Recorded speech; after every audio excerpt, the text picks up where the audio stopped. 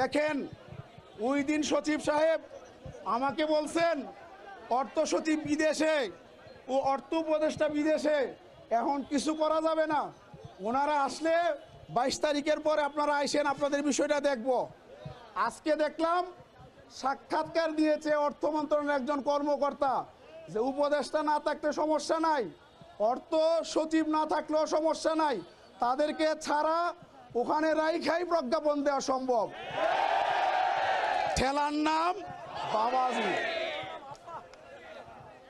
আমরা গতকালকে থেকে সারা বাংলাদেশের যে তথ্য পেয়েছি, বাংলাদেশের প্রত্যেকটি এমপিওভুক্ত শিক্ষা প্রতিষ্ঠানে কঠোরভাবে কর্মবিরতি পালন হয়ে ইতিমধ্যে বাংলাদেশের এমপিওভুক্ত শিক্ষা অচল এবং স্থবির হয়ে পড়েছে।